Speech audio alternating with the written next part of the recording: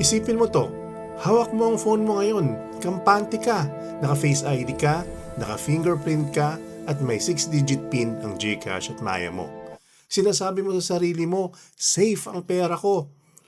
Pero what if sabihin ko sa'yo na ang lahat ng security features na yan ay parang isang higanting bakal na pinto na ang susi nakasabit lang sa labas.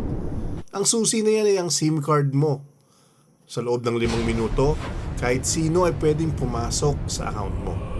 Hindi sa pamamagitan ng pag-hack sa system ng GCash, kundi sa pamamagitan ng paggamit sa mismong convenience features na ginawa para tulungan ka. Habang iniisip mo na secure ang digital life mo, you are actually just one SIM pull away from a zero balance. This is the Brown Investor, and I spend way too much time thinking about the digital vulnerabilities and bakit karamihan ng GCash at Maya users ay naglalakad na may financial time bomb sa kanilang bulsa. If you're someone who treats your SIM card like just a piece of plastic for data and calls, hit subscribe and give this video a thumbs up dahil kailangan natin baguhin ang mindset mo. Ang video na to ay para sa kaalaman lamang, hindi personal na payong pinansyal. Affiliate products in the shelf below. Here's the thing, pumasok na tayo sa era ng social engineering 2. Ngayong 2026, ang mga magnanakaw ay hindi na nag-aabang sa madididlim na iskinita para lang sa hardware ng phone mo. They are waiting for you sa mga crowded malls, sa pila ng terminal o kahit sa mga coffee shops. Now look, ito ang hindi nare-realize ng marami. Ang GCash o Maya account mo ay hindi nakatali sa hardware ng cellphone mo. It is tied to your mobile number.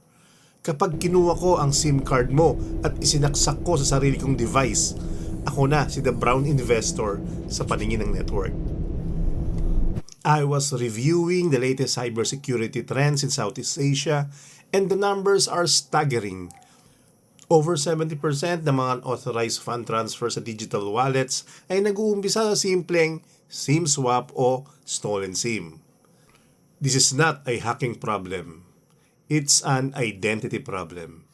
Bilyon-bilyong pisong nawawala bawat taon sa mga mule accounts dahil lang iniwan nating bukas ang backdoor ng ating identity. This is where it gets interesting. Ang logic ng karamihan ay hindi naman nilang alam ang PIN ko. Pero isipin mo ang psychology ng forgot password. Sa GCash at Maya, ang primary way para makuha ulit ang access sa account mo ay via SMS OTP. If I have your SIM card, hindi ko kailangan hulaan ang luma mong PIN. Sasabihin ko lang sa app na nakalimutan ko ito. Magpapadala ang app ng code sa SIM card na hawak ko na. And just like that, pasok na ako sa vault mo. Nakagawa ka nga ng bahay na may titanium door. Pero bintana mo naman, gawa lang sa manipis na plastic. Let's look at the math of this vulnerability. Kung may 60,000 pesos ka sa Maya account mo at ang daily transfer limit ay 50,000 pesos, ang magnanakaw ay kailangan lang ng 300 seconds para ilabas ang pera mo. That is 166 pesos per second. Habang naghahanap ka pa ng Find My iPhone o habang nanginginig ka pa sa kaba dahil nawala ang phone mo. Yung 6 na buwan mong pinag-ipunan ay naging shopping spree na ng ibang tao. In behavioral economics, ang tawag dito ay asymmetry of effort. Inabot ka ng maraming buwan para kitain ang pera na yan. Pero clicks lang ang kailangan ng magnanakaw para kunin ito. Now you might be thinking, The Brown Investor, may SIM registration law naman. Hindi na basta-basta magagamit ang SIM ko. That is a very dangerous assumption. Ang SIM registration ay para sa traceability pagkatapos ng mangyayari ang krimen. Hindi ito prevention habang nangyayari ang nakawan. By the time na matrack ng pulis ang owner ng mule account, ang pera mo ay na-withdraw na o na-convert na sa crypto. Kaya kailangan natin ng real-time protection. Kaya ito, ang Vault Lock Framework na kailangan mong gawin ngayon din. First, pag-usapan natin ang shadow PIN. Halos lahat ng Pinoy ay hindi alam na ang SIM card ay may sariling brain. It's called the SIM PIN. Usually, ang default nito ay 1234 o 4 na 0. Kung hindi mo ito pinalitan, parang may safe ka na hindi mo binago ang factory code. Pumunta ka sa settings mo ngayon, i-search ang SIM PIN at i-activate ito. Kapag nakauna ito, kahit ilipat ang SIM mo sa ibang device o i-restart ang phone, maglalak ang SIM. Walang signal, walang SMS, at pinaka-importante, walang OTP. Without that 4-digit code, your SIM is just a piece of trash. Pangalawa, kailangan mong intindihin ang notification leak. Napansin mo ba na kahit nakalak ang phone mo, nababasa mo pa rin ang simula ng text message sa screen? Sa mundo ng GCash at Maya, fatal flaw ito. Ang tawag dyan ay lock screen vulnerability.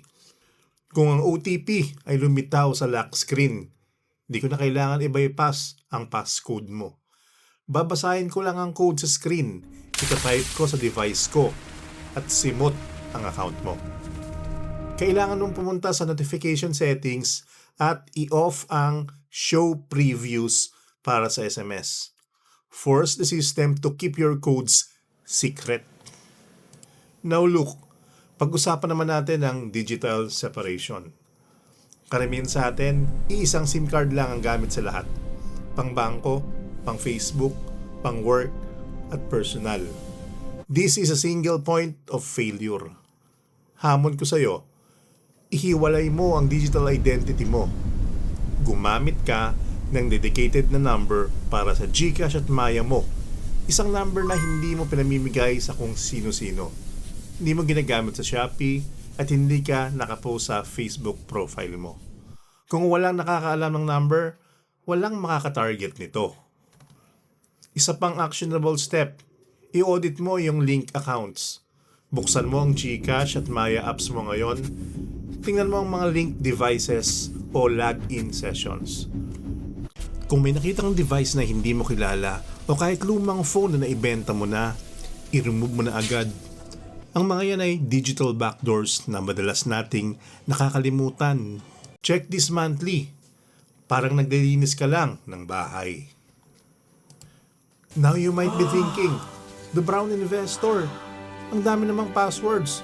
Baka makalimutan ko yan. Ito ang psychology ng friction. Ayaw natin ng abala. Gusto natin mabilis at smooth lahat. Pero sa security, ang friction ay kaibigan mo.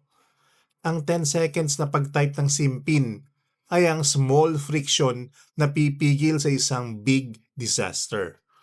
Kailangan mong pumili yung konting abala sa pag-secure ng account o yung habang buhay na paghihinayang dahil na zero ka. At the end of the day, ang GCash at Maya ay tools lang para sa mga pangarap mo. Ang perang nandun ay hindi lang basta digital numbers. Representation yan ng mga oras na malayo ka sa pamilya mo, yung stress sa trabaho, at yung disiplina mo sa pag-iipon. Don't let the lack of 10-second security destroy the results of your 10-year hard work. Irespeto mo ang pinaghirapan mo sa pamamagitan ng pagprotekta sa access nito. Ang convenience ng isang unprotected SIM card ay isang luxury na hindi mo afford mawala. Gawin mo ang mga steps ngayon. I-lock ang SIM, itago ang notifications, at i-audit ang linked devices. Ang security ay hindi set and forget. It's a standard you live by. Kapag nawalan ka ng phone, dapat ang tanging inaalala mo lang ay yung presyo ng unit, hindi ang kaligtasan ng future mo. Stay smart, stay secure, and remember, your wealth is only as safe as the system you build around it. This is the Brown Investor, and I'll see you in the next video.